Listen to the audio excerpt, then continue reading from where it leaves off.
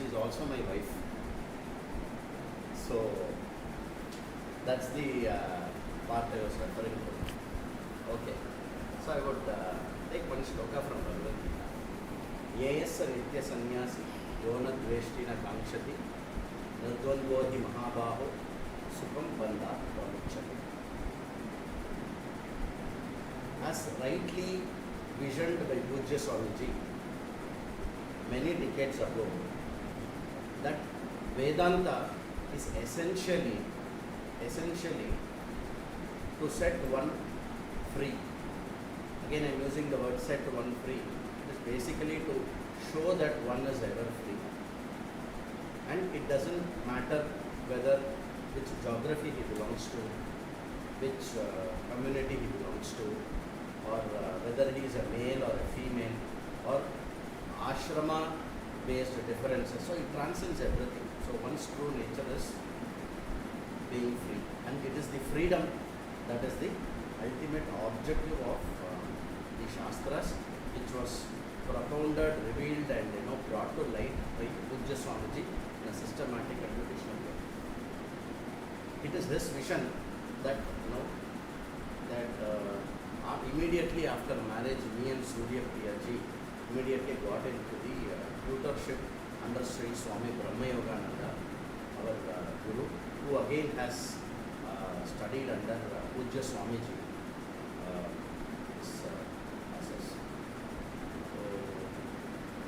Suryapriya ji, apart from the Vedantic background, I know her for like past 25 years. Yeah. So it is during the studies time that I know her. So before a co-student of Vedanta, Suryapriya ji topped the university in Tamil language, apart from scoring exceptional marks in other subjects in BCom. She was the school topper in Holy Angels Convent. That shows how much she is good in English as well. And in considered to be one of the very difficult examinations in the entire country, or rather in the entire world, is the Chartered Accountancy course, and she secured All India 32nd rank with a number of offers coming her way after she secured that rank. So pre-Vedanta, academically, intellectually, she was always ahead in the race, and she is a great thinker, and the way she presents herself and where she articulates things used to be, it used to stand out in our entire friends community. While said so, when she moved into Grahastha-shrama,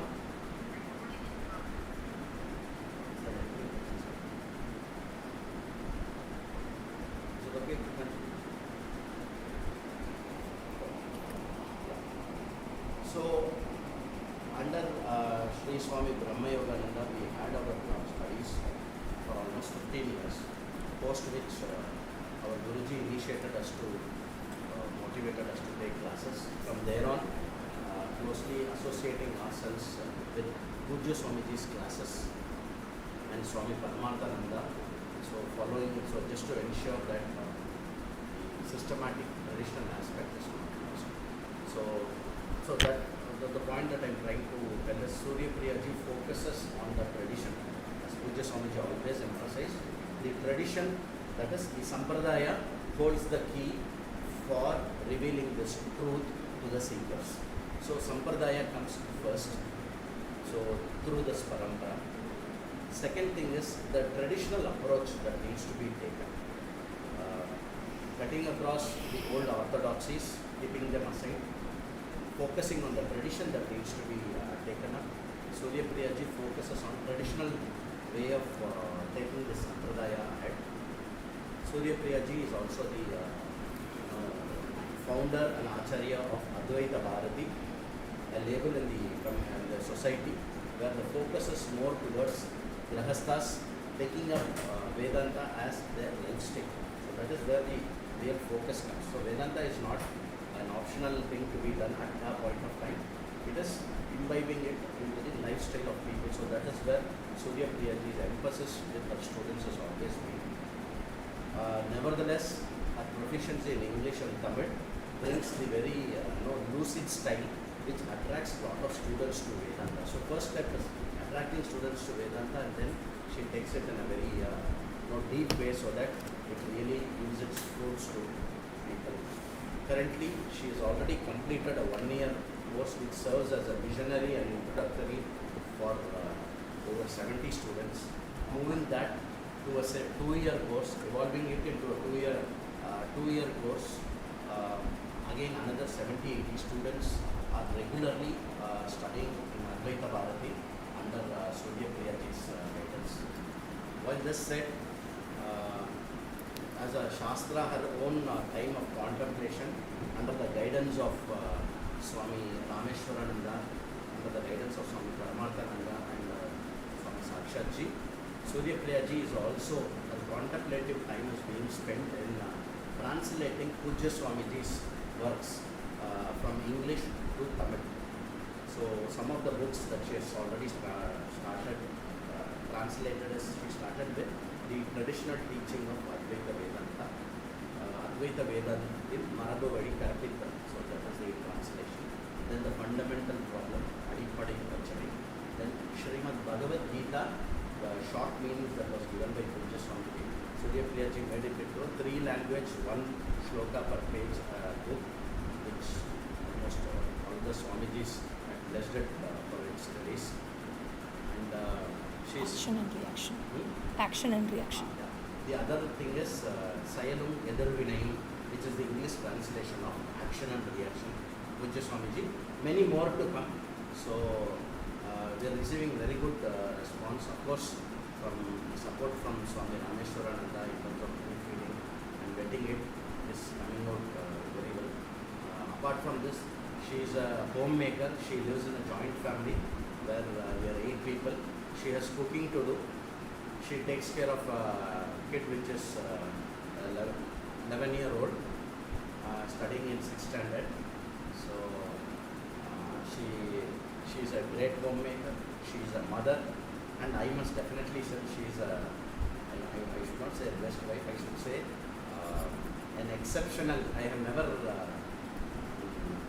felt any because of all our engagements. I have never felt that she was missing her role as a wife, because she's always been there for me, either for studies or anything.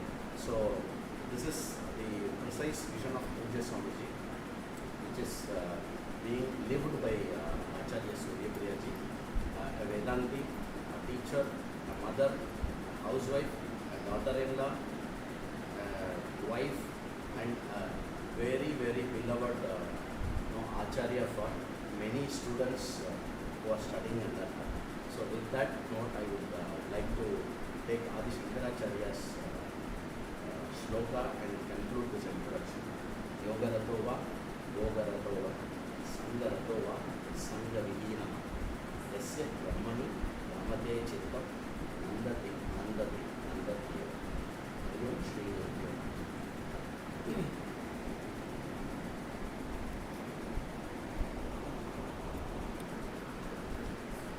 Om. Om. Am I audible? Let's start with a prayer.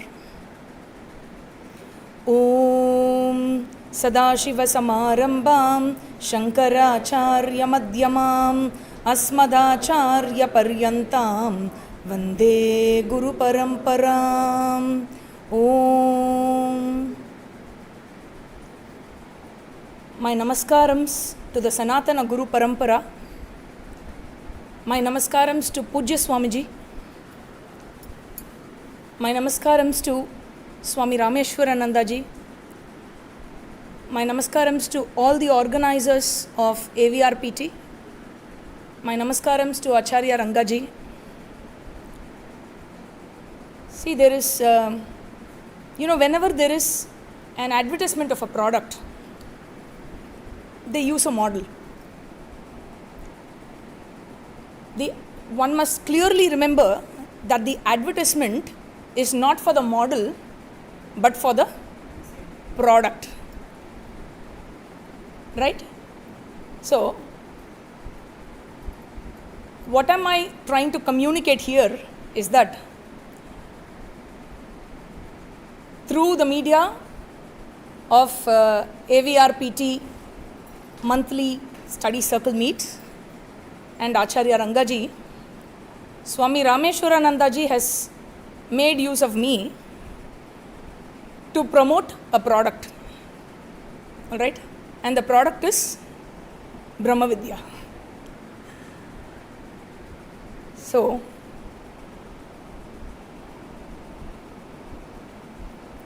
to begin this Satsanga today, I would like to begin it with one of the shlokas which is written by Shri Bhartruhari in his famous Vairagya Shatakam.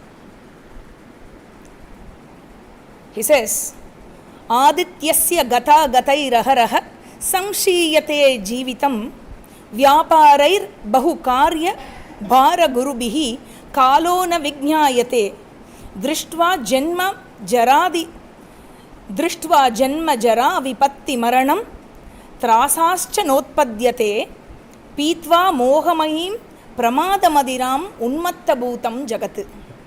See, Bhartruhari is actually pitying the people of this world. What he is telling is, Adityasya gata gataihi aharaha, meaning every day the sun rises and the sun sets. The day goes by. Right? So life is getting one day shorter. And the next day again you have the sunrise and the sunset, and the life gets shorter by another day. So day after day your life moves on. And vyaparaihi bahukarya bhara gurubihi kalona vijñāyate. Everybody is busy in his transactions, in his day-to-day transactions, and he has no time at all for anyone or anything. In fact, he has no time to recognize the fact that time is running out. Right? Drishtva janma jara vipatti maranam trasascha notpadyate. He sees all people in front of him aging out and vacating. Even his own friends and neighbors and everyone, all the people known to him start vacating, and he sees them and he doesn't even realize. Trasana notpatyate. Trasascha notpatyate. He says, he doesn't even realize, this man doesn't even realize that he would also go away like them. Why does this happen? He says, Pītva mohamayim pramadamadiram unmatta bhutam jagat. He says this is because in the rut of such a mechanical lifestyle, man is caught, and he calls everyone who is caught in such a mechanical lifestyle as drunkards. Mohamayim pramadamadiram unmatta bhutam jagat. Amidst such a mechanical life, on a busy working day at 6:30 in the evening, it is wonderful to meet all of you over this session, where AVRPT has been very thoughtfully organizing this session every month for a meet over a Zoom call, over an internet call, where we take the opportunity to shake up, to wake up, to think, what am I doing? Where am I going? Why am I doing something? What is my goal? And where do I need to go? And what should I be doing? Am I going forward, or am I going backward? Or am I plateauing? So to think all this, one needs, you just can't think while you are running with your busy schedules. This is the time, where you break and you take a halt and you think. So we have this AVRPT Satsangs that are being organized on a month-on-month basis. And I must say that it is a very, very nice initiative, and my heartful thanks to the organizers and Swami Rameshwaranandaji once again. Now, The topic that we have taken for this month is Adhikaritva. So that was the invitation that was sent to you, and you all must have seen. Now, today's Satsang, I propose to take this topic under 4 heads. Okay? So the first part, we will see what or why the name Adhikaritva. What is the significance of the name, of the word Adhikaritva? The second part would be, what is that? What is Adhikaritva? What is Adhikaritva? The third part is, how do you acquire it? And fourthly, the conclusion. So this is going to be the structure of today's session. We move on with the first part of discussion. What is the significance of the word Adhikaritva? Why do you say Adhikaritva and not Adhikara? When we talk about material people in this world, their introspection, their way of thinking, what they talk and what they think, what they deal with, would all be relating to material affairs. And when we talk of Vedanta people, their thoughts, their thinking, everything, what they dwell upon, would all be, their introspections, would all be relating to Vedantic knowledge. So, how much do I really understand what I study in Vedanta? The whats and the whys, have I introspected and have I understood? Have I done a threadbare analysis and have I understood them? Otherwise what happens is, in case of Vedanta, what happens is, where one does not understand what he or she studies, what happens is, even this AVRPT Satsang will again be another mechanical activity. It'll be, I have to attend this session also, this is also there. One of the items in your checklist. It becomes another item. This is not meant for that. So, what is important to know is Vedanta, when it comes to Vedanta, it is not the amount you listen. There are people who think that the more number of texts you listen, you become wiser. Or, sometimes the fashion is, the more number of gurus under whom you study with, you get wiser. It's neither. It is not how much you know or how much you listen. It is how much you understand that matters. How much you are able to absorb. How much you are able to assimilate. That is what matters. Now, why do I say this?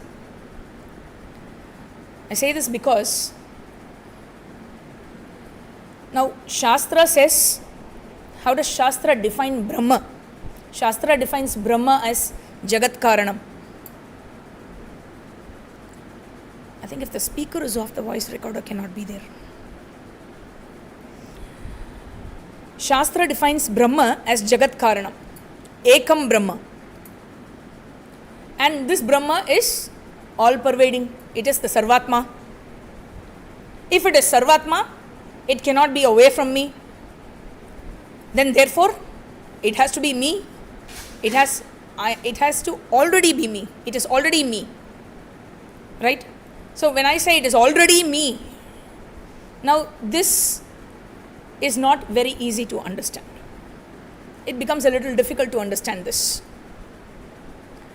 So, and Shastra also says, knowing this Brahma, one is freed from samsara.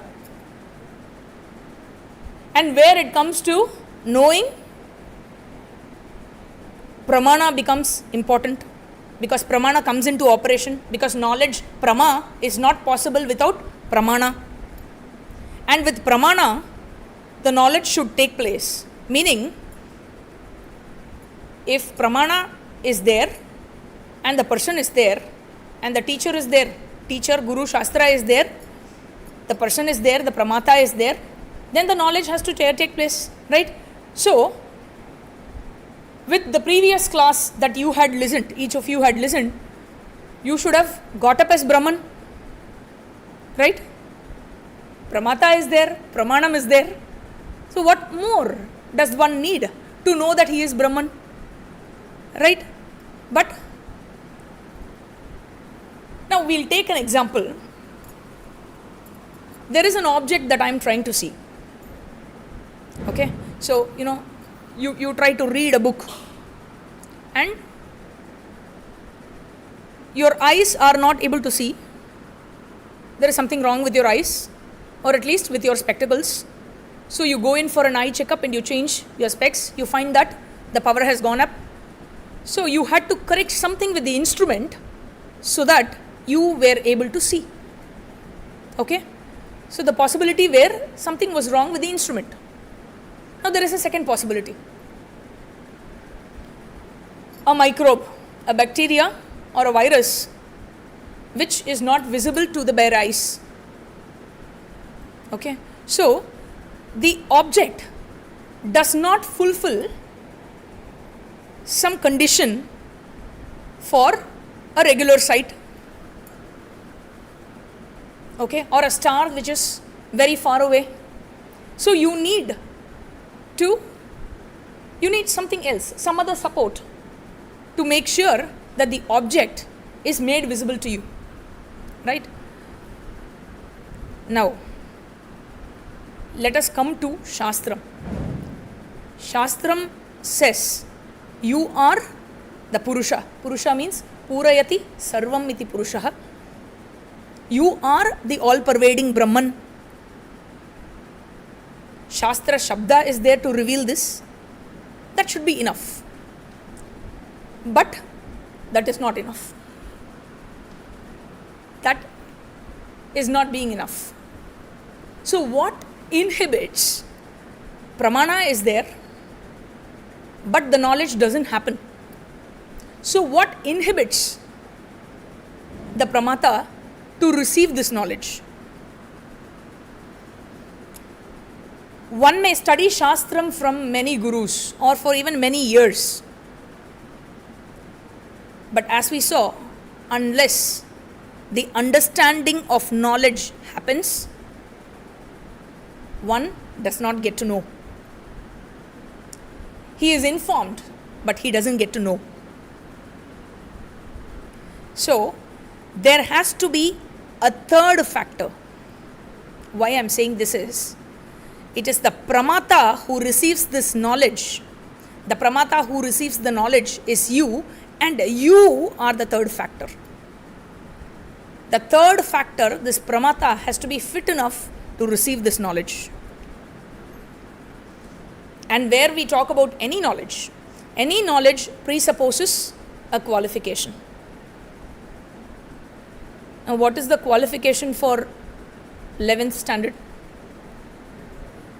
You have to pass 10th. Why am I saying 11th standard? Because until the 9th, it is all pass.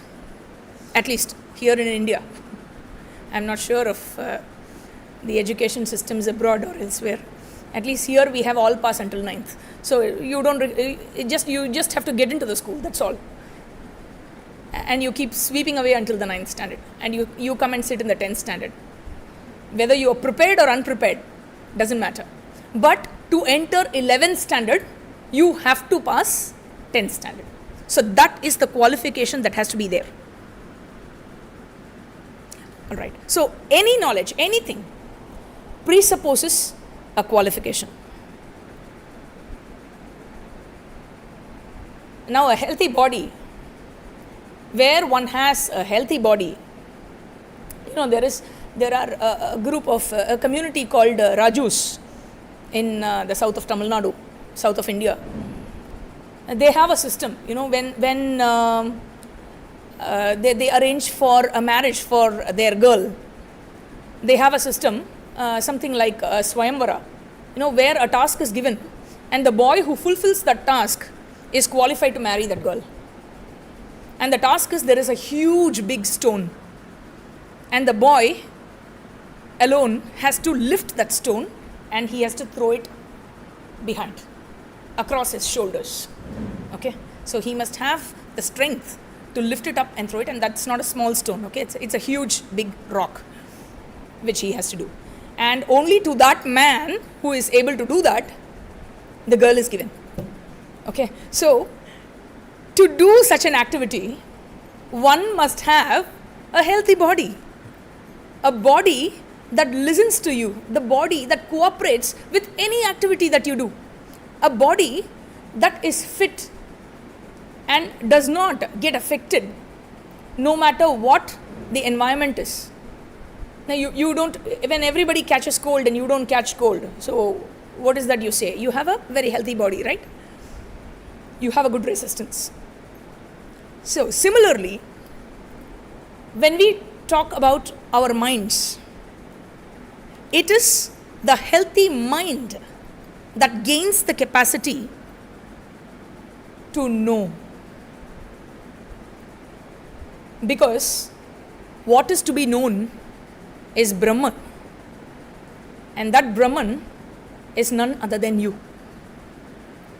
This is the most subtlest of knowledge, and to know this, the Guru of Kathopanishad says, Drishyate tu akriya buddhya sukshmaya sukshma darshibihi.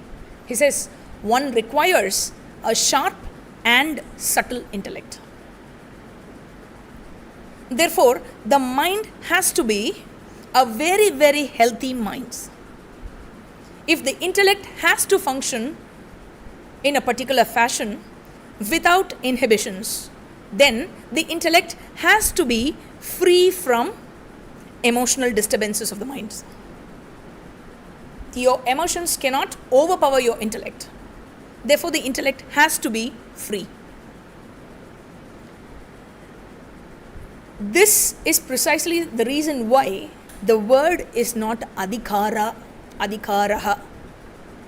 Because it is, though we loosely use the word qualification, Pujya Swamiji says, what I'm talking here is nothing else but just, echoing his words.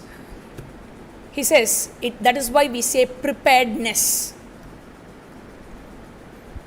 It is not the preparation, but the preparedness of that person. It talks about the person there.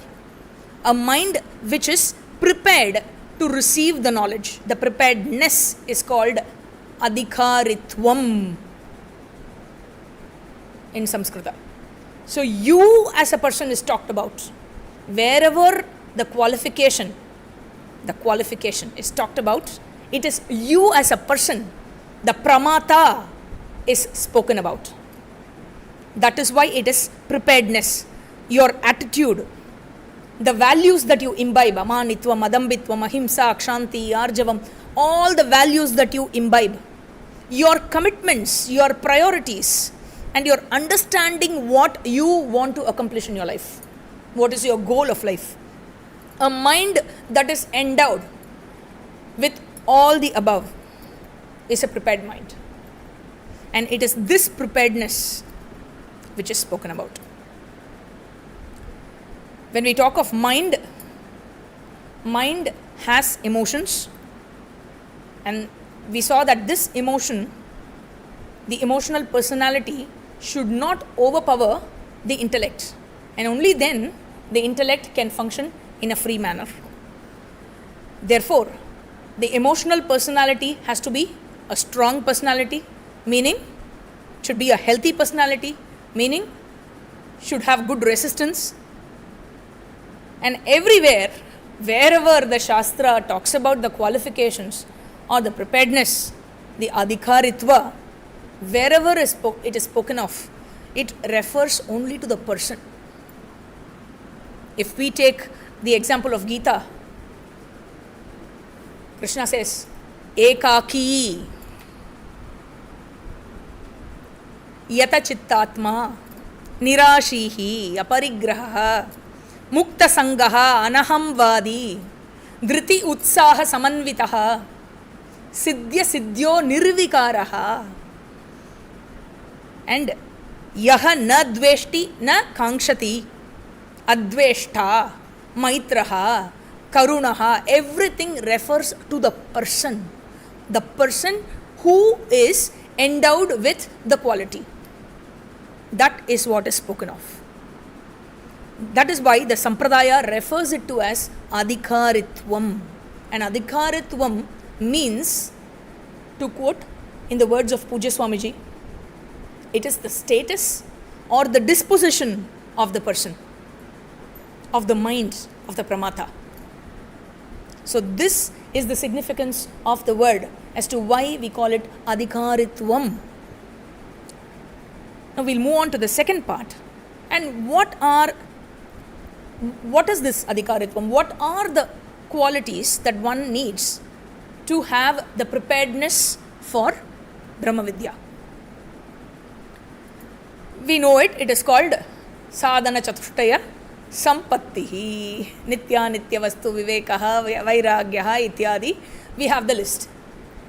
I hope all of you who are listening to this satsang are aware of this, because I'm just going to brush upon them, and over one class I don't think we will have enough space to dwell into each of them. All right. For the purpose of Brahma Vichara, for Brahma Jignasa, to know Brahman, one needs to have the required infrastructure so that he is able to hold the fact that I equal to whole. And this I equal to whole, one can say only when he is convinced of it. Otherwise, he would only fear to say I equal to whole. And this I equal to whole is a technical expression. It cannot be taken in the literal sense. It is like saying, the example that is oft quoted in the Sampradaya is the wave saying that I equal to water. That is the oft quoted example in the Sampradaya. So to say this, one must see it. And to see it, one needs preparedness or Adhikaritva. Now, with regard to Adhikaritva, I propose to see this in the context of the Mundaka Upanishad mantra. Pariksha lokan karmachitan brahmano nirvedamayat nasti akritakritena tad vijnanartam sa gurumeva bigachet samitpanihi shrotriyam brahmanishtam. 1, 2, 12 is the number of the mantra. Upanishad says, karmachitan lokan pariksha. One must do a thorough examination, and this thorough examination has to be done with an intention to understand the truth of this world. And what does world mean? World means it refers to all the persons, all the objects, and all the experiences are there, that are there in front of you. All the persons you relate to, all objects including your own body and mind, and all the experiences you are given to. So this is the meaning of the word world. This understanding would not come unless one examines it with the desire to know the reality of this world. One has to desire to know. Jnatum ichcha. To desire to know the truth of this world, the first thing is you don't have to give up all the other desires. It is not necessary. You can have them.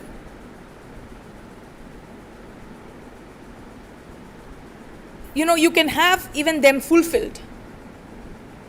And even it can be a case where all the other desires are being subservient to this desire. Fulfilling of desires, or all other desires, can in fact help a person grow in his maturity. In our day-to-day life, as a person, we take up three roles. The three roles that we take up as a person is, one is you are a karta, then as a bhokta, then as a jnata. Karta we know, bhokta we know.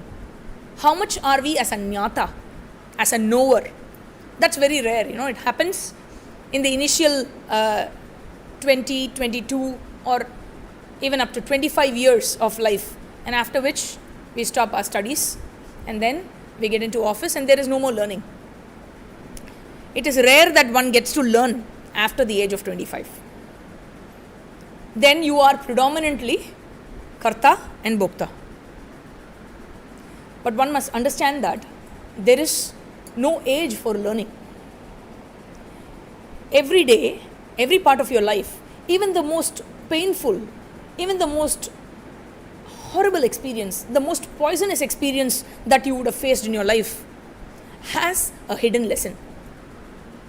If at all, we have the mind to pay attention to it, and we have the objectivity to see it. For this, one has to deliberately choose to learn from the experiences one is given to. This is karmachitan lokan pariksha. Because unless you are objective, if you are going to be a reacting person, if you are going to be subjective about the experiences that you undergo, if you are going to be a reacting person, there is no way to learn. A reacting person cannot learn. He is overpowered by emotions. And when your emotions are overpowering, your intellect is not free. It is inhibited. And where one is not a reacting person, one is objective, his mind, his intellect is available for learning. Therefore, one has to deliberately make a choice to learn.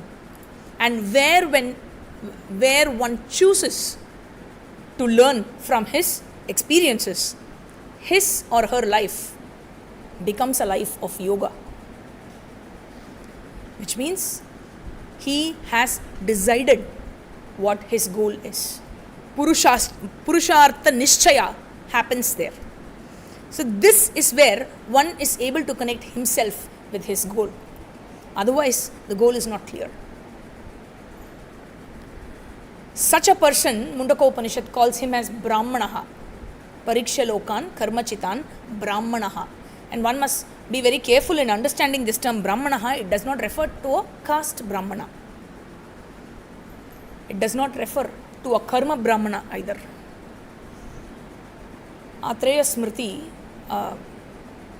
says, Janmana jayate shudraha karmana dvija uchyate veda patena viprasyat brahmano brahma vedanat. Everybody, when we are born, Shastra says we are born as a Shudra.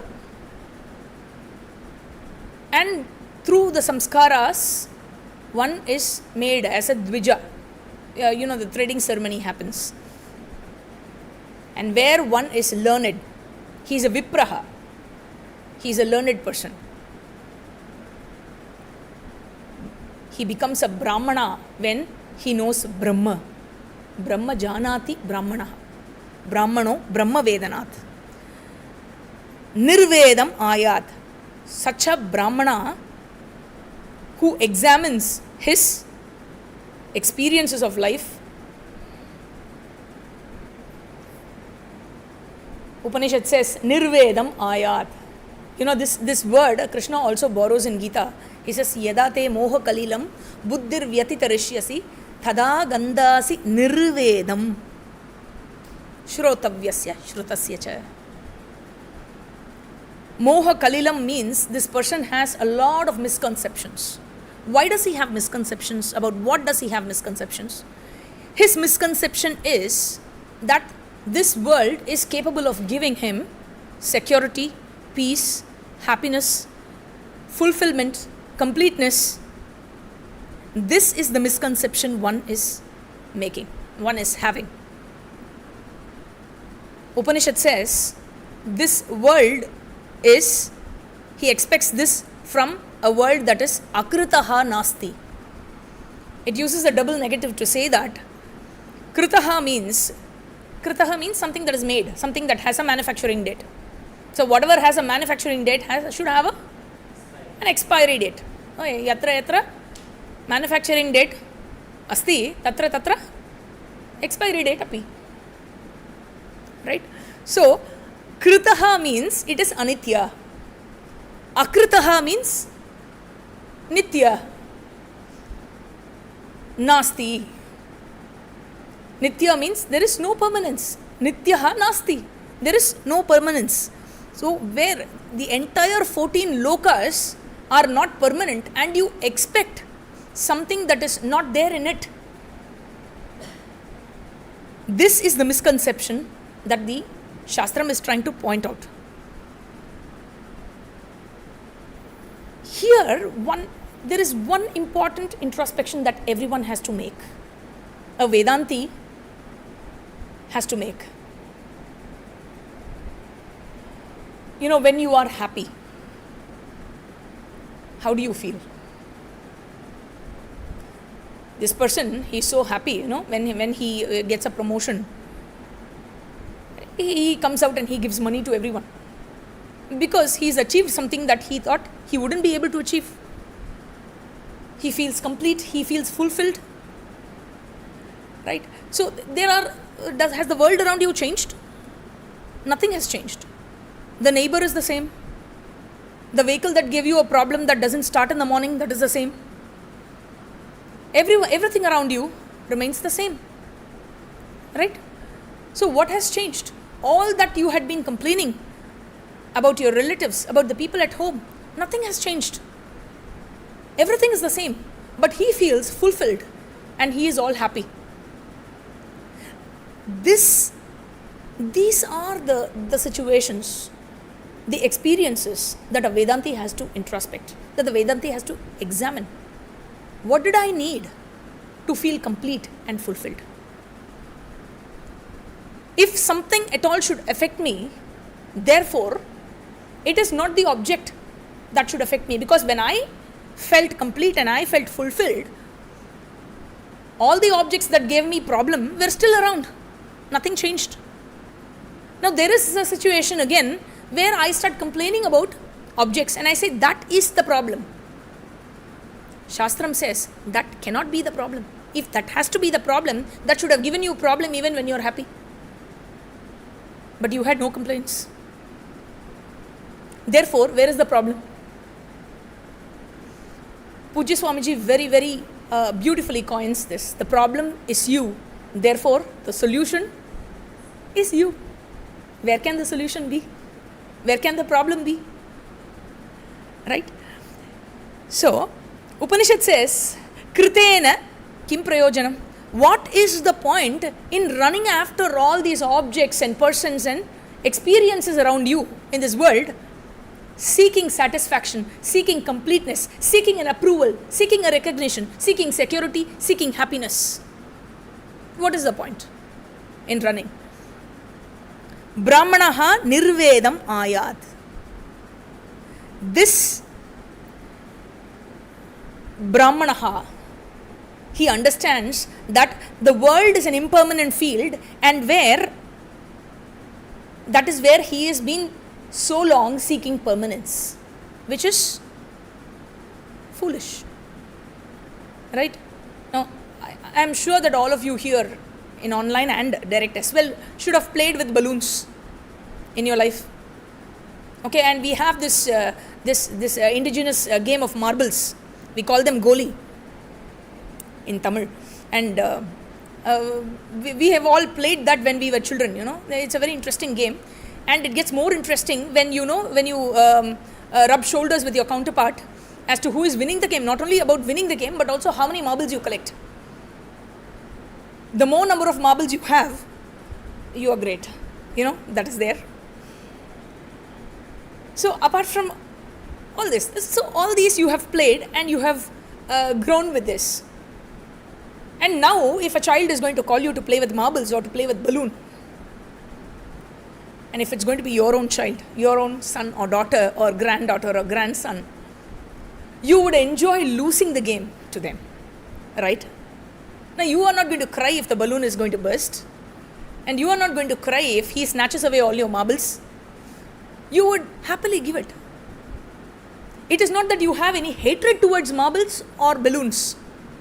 So what is the growth that has happened? You don't have a problem in playing with them, but the success or failure or whatever happens outside with the object does not affect you, right? You don't expect a completeness. You don't seek an approval in winning the game or in holding on to it for a long time. Whereas the child sees that as the best thing in the world, the highest thing in the world. Therefore, Vairagya or Nirvedam does not mean a frustrating attitude. Where people try many times and they can't take failure and they say enough is enough. That's it. You say, no, the grapes are sour. It is not that kind of an attitude. Vairagya is born of Viveka. It is clarity. It is knowledge. It is maturity. The emotional maturity one has. There is no raga, there is no dvesha. And to again borrow Pujya Swamiji's words, Pujya Swamiji calls this intelligent living. Viveka and Vairagya. He calls this intelligent living. And this can only be the art of living. I don't see any other art of living apart from this. If there is any other art of living, it can only be a part of your living. The real art of living has to be Viveka Vairagya. There is nothing else. Tad vijnanartam sa gurumeva bigachet samitpanihi shrotriyam brahmanishtam. This Brahmanaha, he attains Viveka Vairagya and he has fixed his goal. There is Purushartha Nishchayaha. He has attained Sadhana Sadhya Viveka. He understands what is the means to achieve his goal, and therefore, what is the means? Guru Shastra is the means, and therefore, he goes to a guru. Saha gurumeva abhigachet, and Samitpani indicates the qualification that, the dry twig that he says that he is ready, as much as ready as a dry twig, how it catches fire. Like that he is ready. In front of the guru, where the guru lights up the jnana agni, he is ready to receive it. And what kind of a guru? Shrotriyam Brahmanishtam. So this is one mantra, one comprehensive mantra in the Upanishad that talks about the preparedness of the student and the teacher and the entire journey, in fact. So this is a wonderful mantra, and therefore I thought I should take this one for the main portion of the satsang today. And the sadhana chatushtaya sampatti, which is the fourfold preparedness or qualification. The first one is Vivekaha. Vivekaha, what we saw is the discrimination. What is nitya, what is anitya, where one understands the realities. What is one's goal? And this is a graduation that happens. The next one is Vairagya. Vairagya is the clarity that the world is not the source of security, peace, happiness, fulfillment. Therefore, one does not bear any raga or dvesha, and there is no emotional leaning. As much as you enter you want to buy some vegetables and you go out, and by mistake you enter a market, a supermarket where everything else other than vegetable is available. So what do? Do you develop hatred for the supermarket? No. You know that what you want is not available there. So what do? You move away and you look out for the place where you will get what you want, right? So what is the point in grumbling that the supermarket is not having the vegetable? It is as much foolish where one seeks security, peace, happiness, completeness, fulfillment from this world which is not the source of what you are seeking. This knowledge is called Vairagya. This maturity is called Vairagya. And then you have the Shatka Sampatti, the sixfold disciplines that one has to develop. The first two are Shama and Dhamma. Shama is Mano Nigraha and Dhamma is Indriya Nigraha as defined by Tattvabodha. This is a state where your will prevails over your thoughts or your Indriyas. Take an example of a speech. Somebody says something and you are hurt. So what is that you do? Fire back. The same force in which he says, he or she utters it to you, you fire it back. That is where you lose to the person in front of you. Where one has Shama and Dhamma, Krishna tells this, as part of Vak Tapas in the 17th chapter of Gita. He says, apply 4 filters. Before you speak something, apply 4 filters. Anudvegakaram vakyam, satyam, priyam, hitam. The first thing is anudvegakaram. Udvegam is the force that you have in communicating something, with anger, the force, the pressure that comes out. Anudvegakaram is where that pressure is not there. That force is not there. It is soft. Satyam, you speak the truth. At the same time, priyam, you speak it with love, with compassion. Hitam, that which is good for the other person. You don't hurt the other person. Your speech is not harmful to the other person. Krishna says, everything you speak, you make sure that every word that you utter passes through all the 4 filters and then you speak. Alright? So, somebody says something. We take the same example. Somebody says something. Immediately a thought comes in your mind. Stop it there. Put a halt. Examine the thought. Examine the words. Pass them through these filters. And then refine them with the filters and then speak. This space where one gets to do this is objectivity. And one will be able to do this only when one imbibes at least a small amount of ahimsa. And the more you do it, the more you imbibe the value of ahimsa. Ahimsa is such a wonderful value. When you have to pull a cot or pull a heavy object, what you do is you just lift on one corner and you drag it, and all the 4 corners come, all the 4 legs come along, right? So ahimsa is such a kind of a value where you pull that one value, all the 20 values that Krishna narrates in the 13th chapter comes along. Whether you want them or you don't want them, all of them will come along to you. So this is about Shama Dhamma. Uparama, Shankaracharya calls it as sannyasa. Upasamipe, Rati. Rati is where one dwells.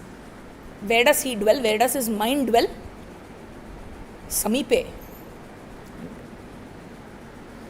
His mind dwells in Ishvara. Complete surrender to Ishvara is Uparati. Sannyasa is where one does not have anything to lose. A disposition where one does not have any ownership towards anything. One doesn't possess anything. He knows and he understands that everything belongs to the Lord and he is merely a trustee.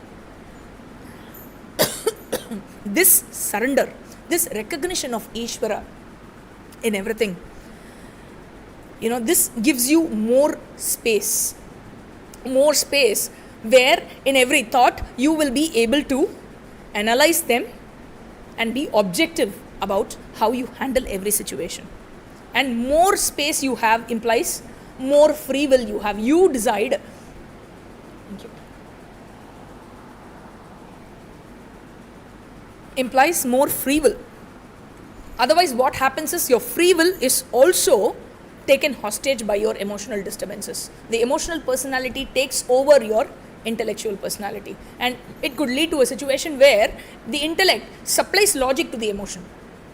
It starts justifying the emotional personality. That is very bad. It's a very sorry state. So, Shama, Dama, Uparama, Titiksha. Titiksha, the famous definition in Viveka Chudamani, which Shankaracharya says is Sahanam Sarvadukkanam Apratikara Purvakam Chinta Vilaparahitam. Sahanam Sarvadukkanam, bearing all, forbearance of all the dukkhas. It's not like biting and you forbear. No, it's not that. It is Apratikara Purvakam is where you don't have a choice. You cannot do anything to change it. Chinta Vilaparahitam. You don't have the murmuring inside you. You don't keep dwelling upon it and you don't keep murmuring about it. You don't keep complaining about it. Now, that is called titiksha. Acceptance. That acceptance is called titiksha. Shraddha. Each of these qualities are separate. You can take an hour, a separate session on them, but I am just brushing up on them. Shraddha is not to be translated as faith. Shraddha is translated as Shraddha. Shraddha is, to be very, to give you a technical expression, it says Upajivya Swata Pramanya Jnanam. The knowledge given by the primary source of knowledge to reveal a particular thing.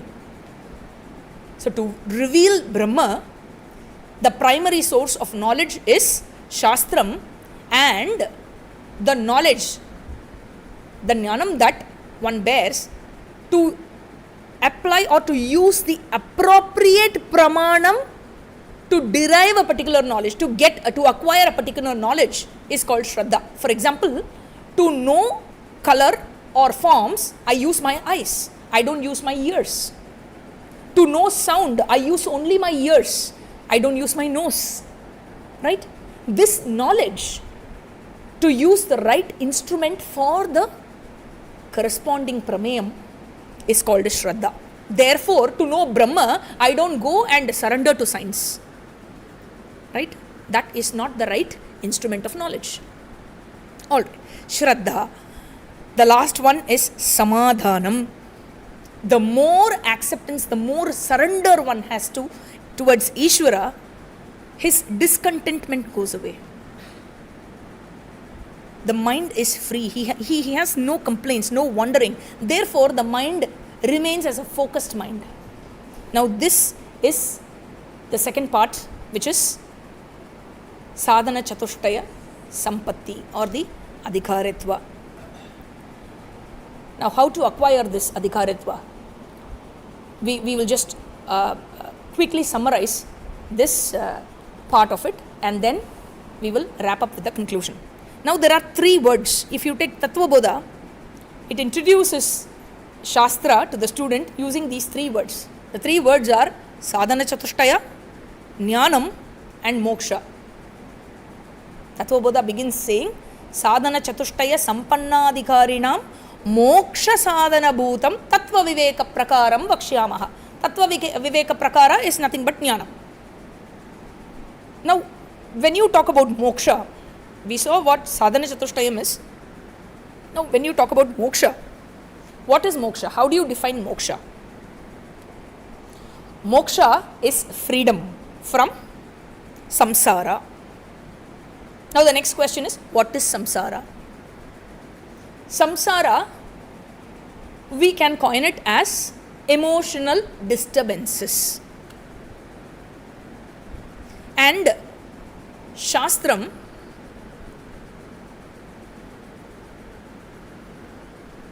talks about this emotional disturbances, highlights using 2 words. Highlights emotional samsara, or the emotional disturbance, using 2 words, which means that every other emotional disturbance is, included in that. 2 main emotional disturbances Shastram highlights. One is Bhaya, the second one is Shoka. Abhayam Pratishtam Vindate, Taittiriya Upanishad. It talks of moksha as freedom from Bhaya. Tarati Shokam Atma Vidit Iti, Chandogya Upanishad. It says with the knowledge of Brahman, one transcends Shoka. Therefore, Bhaya and Shoka represent the samsara, the whole bundle of samsara, the emotional disturbances, which is the term we use. This emotional disturbance, or ED, this emotional disturbance, where one is free from emotional disturbance, the freedom from emotional disturbance is moksha, where his mind is at peace, mental peace. And this mental peace is connected to sadhana chatushtayam. Because one needs to have sadhana chatushtayam to get to this state of mental peace. The more mental peace you have, or I should say like this, the more sadhana chatushtayam, more is the mental peace. Now this is, even among jnanis, if you take, more sadhana chatushtayam, more mental peace, or lesser the emotional disturbances. Now how can that be possible? Because all even among jnanis, what Shastram is saying is, basic amount of sadhana chatushtayam all of them have. Like in school you have the basic pass mark. How many students passed in the school? So many students passed in the school. So it doesn't mean that all the students who passed got the same mark. There are ups and downs in the mark, but all of them have crossed the basic pass mark, right? That basic pass mark, sadhana chatushtayam is like that. That is also variable from person to person. So one needs to have some basic amount of sadhana chatushtayam for this knowledge to happen. And it is again a graduation. You just keep improving. And the more sadhana chatushtayam you have, more mental peace you enjoy. And among sadhana chatushtayam, now the third topic we are seeing is, how do I acquire Adhikaritva, right? So now it's Adhikaritva, you said fourfold, and then you saw that the third one was, it's having 6 qualities. Therefore there are 9 in number. Now I have to start working for 1, 2, 3, 4. I have to start ticking one of them, each and every one of them, right? So Shastram says there is a shortcut. The shortcut is, make sure you have these 2 which are extremely important. No, we are not taking Viveka here, because my presumption is only the one who has some basic amount of Viveka can only attend this session and can stay on until this time. It's going to be 1 hour since I started talking. So if you can stay on until this, then I presume that definitely you have at least some basic amount of Viveka. Otherwise you can't stretch this long, right? So here Shastram is talking about 2 important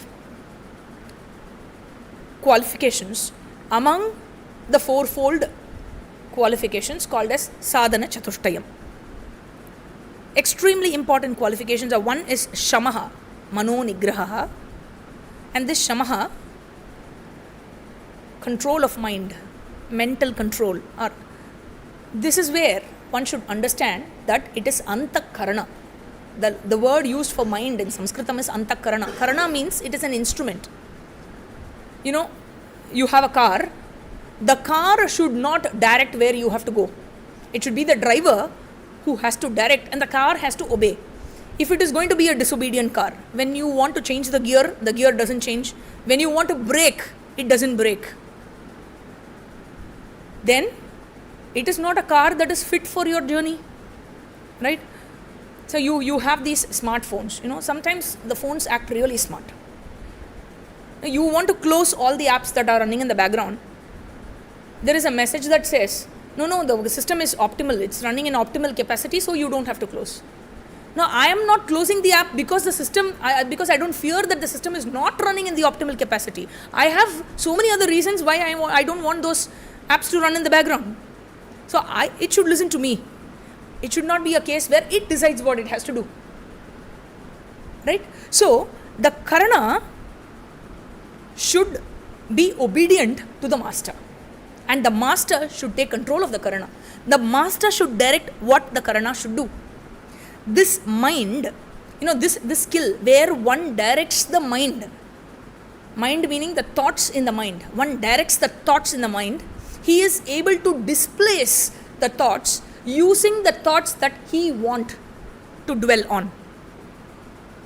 This is called shama, where I decide what thought should run in my mind.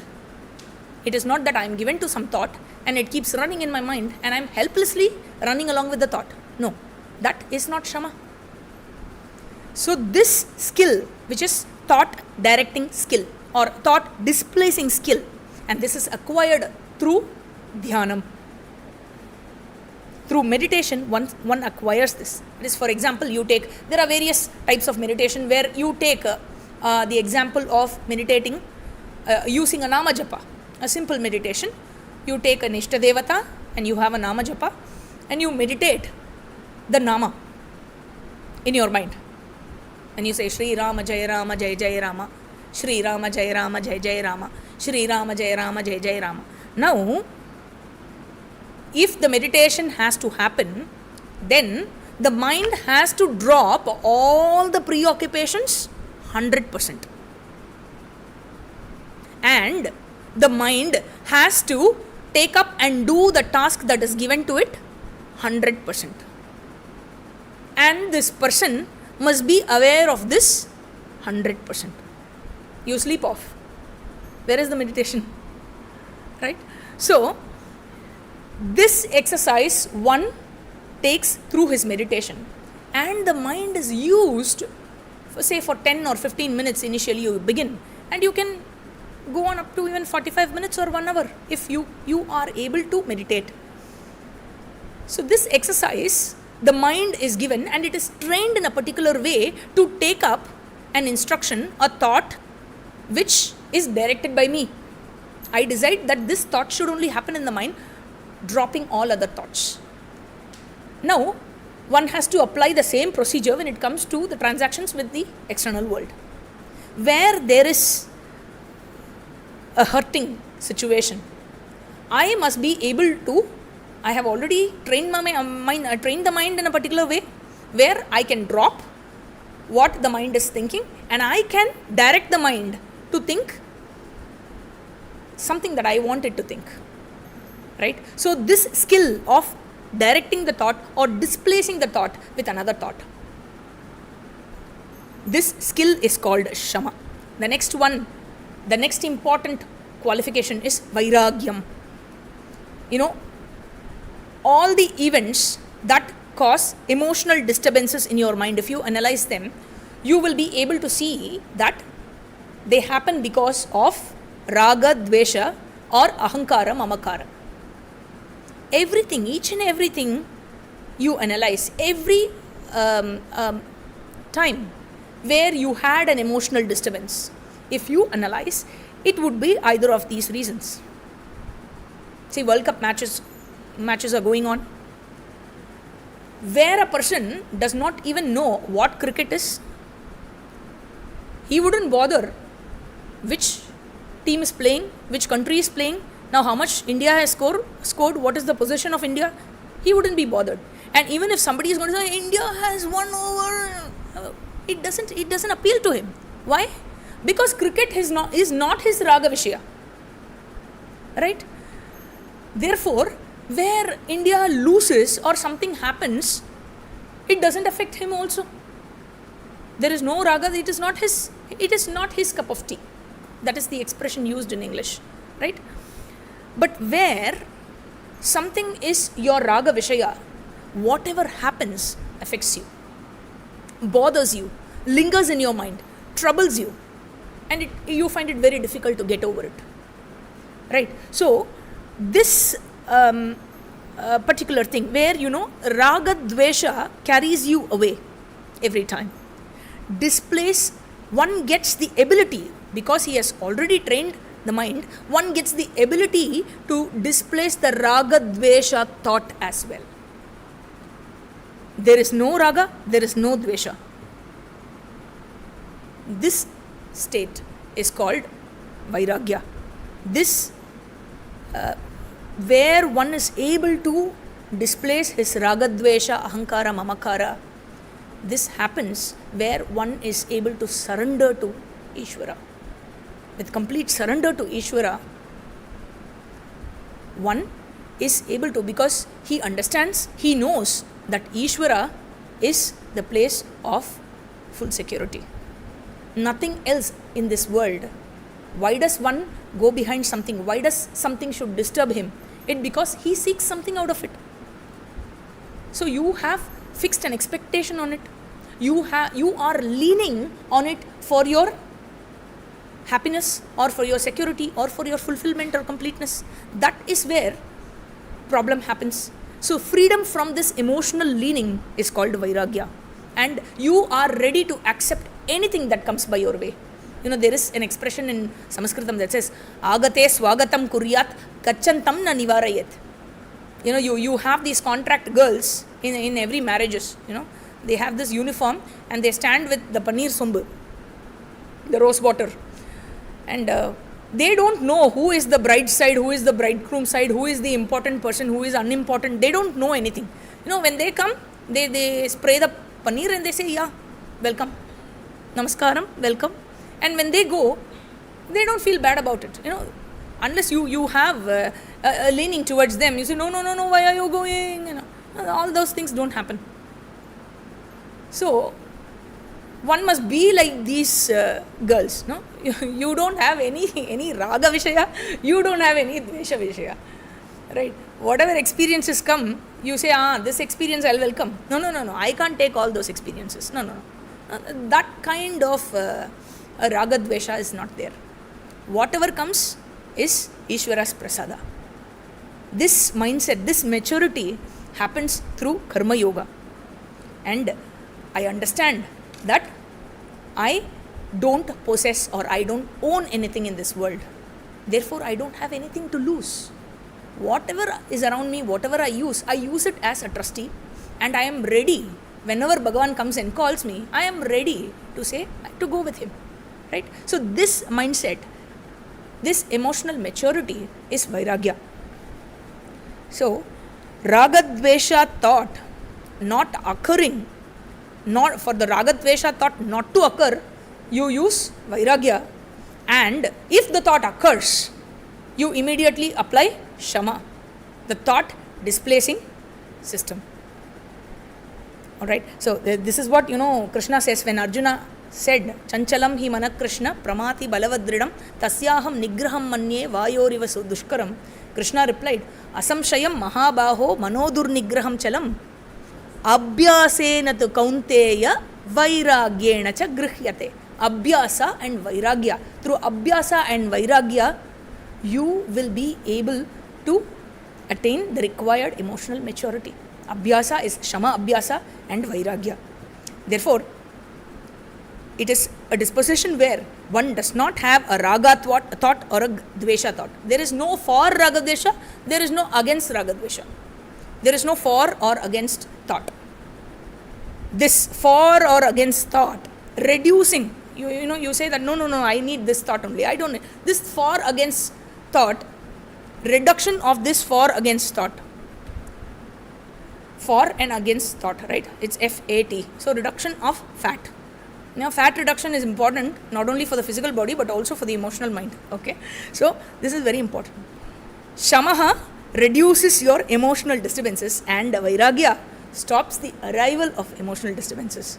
Now, one must understand that, to conclude, one must understand that the primary tatparya of Shastram is not to have a mind that is free from emotional disturbances.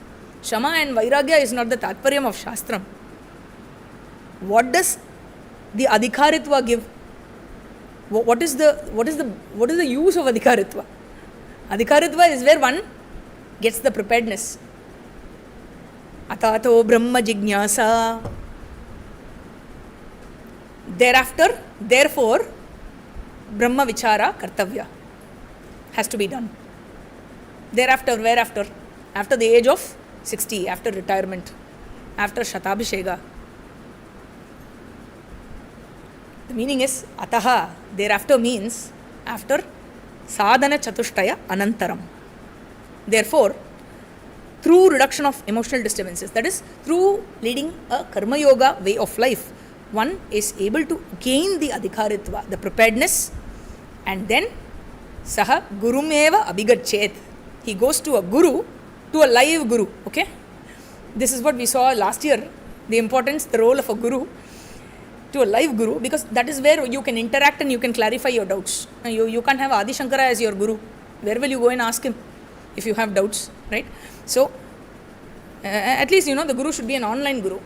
You cannot be a guru where you don't even see or don't even interact. All right.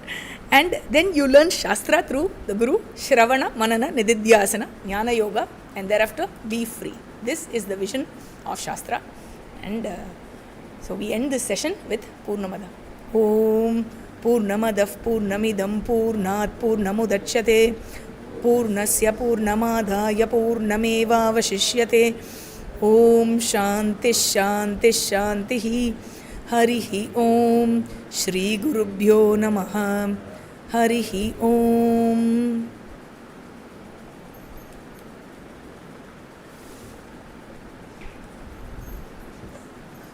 So,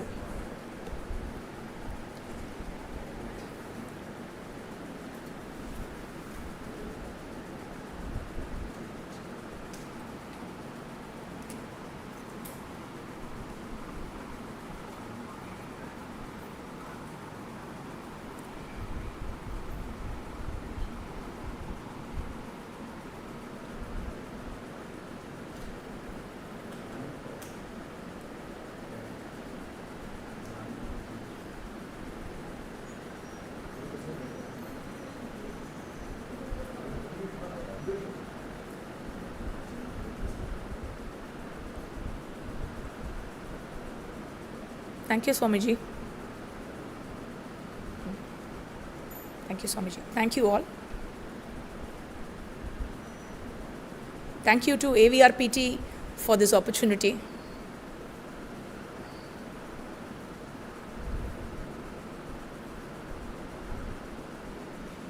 Yeah, I can.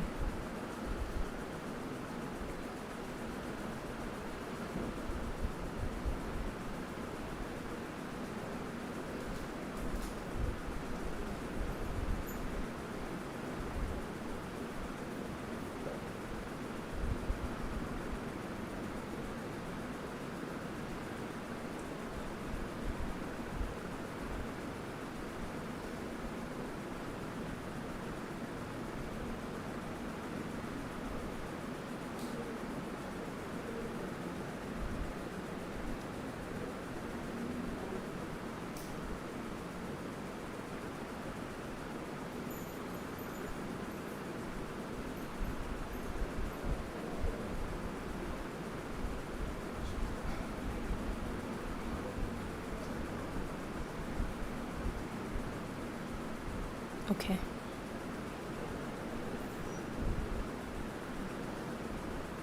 Thank you. Thank you all. Hari Om.